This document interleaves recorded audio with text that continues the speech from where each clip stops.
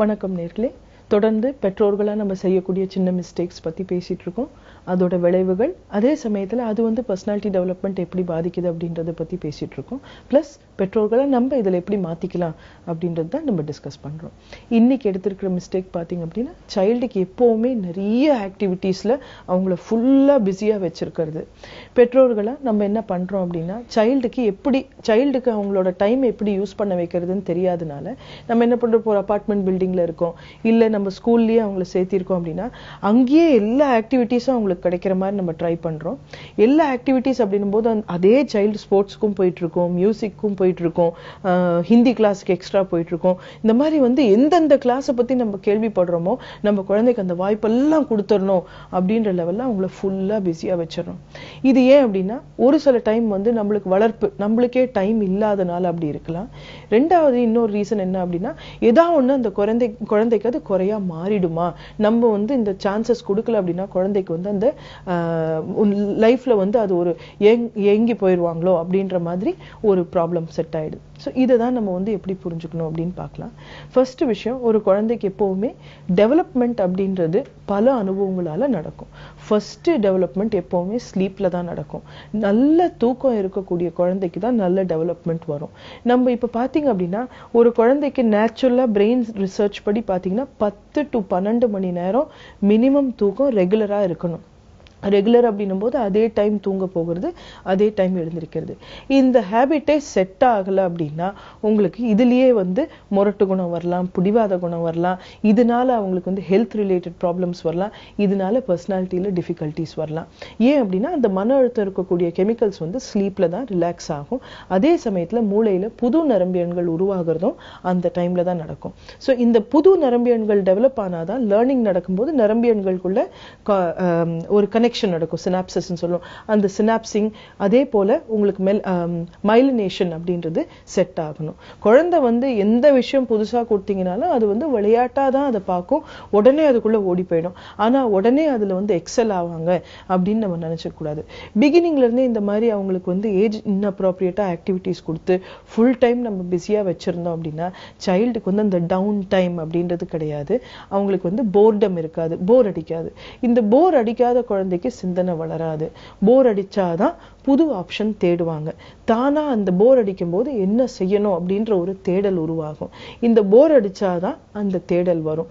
நம்ம எப்பவுமே அவங்கள ஃபுல்லா பிஸியா வச்சிருக்கோம். மார்னிங் எந்திரிச்ச உடனே ஸ்கூல் போறாங்க, ஸ்கூல்ல நிறைய ஆக்டிவிட்டிஸ், ஸ்கூல்ல இருந்து வந்த உடனே ஏதாவது ஒரு கிளாஸ், அதுக்கப்புறம் வந்து ஹோம்ஒர்க் செய்யறது, இந்த மாதிரி நம்ம ஃபுல்லா டைட்டா வச்சுட்டு சாட்டர்டே சண்டே ஆனா கூட அவங்கள கிளாஸஸ்க்கு அனுப்பும் போது எல்லாமே வெளியே இருந்து வரக்கூடிய லேர்னிங் இருந்து மன அழுத்தம் அதிகமாகும். சுயமா வந்து செஞ்சு விளையாடி கத்துக்கிறது வந்து அவங்களுக்கு செட் ஆகாம போகும். அது வந்து இன்ட்ரின்சிக் லேர்னிங்னு சொல்லுவோம். இன்ட்ரின்சிக் லேர்னிங்னா மூளைக்கு தேவையான விஷயத்தை அதுவே உருவாக்கி அவங்களுக்கு வந்து வாய்ப்புகள் கொடுக்கறது. அது வந்து லேர்னிங்ல ரொம்ப ஒரு முக்கியமான பகுதி. அது இருந்தாதான் அவங்க வந்து லைஃப்ல வந்து பேலன்ஸ்டா சாய்ஸஸ் எடுக்க முடியும். ஸோ என்ன செய்யணும் அப்படின்னு பாத்தீங்க அப்படின்னா, ஒரு சைல்டுக்கு நீங்க வந்து நிறைய ஃப்ரீ டைம் கொடுக்கணும். ஃப்ரீ டைம் அப்படின்னும் போது ஒரு நாளைக்கு மினிமம் நீங்க கேட்டீங்கன்னா 1 மணி நேரமாவது இருக்கணும்.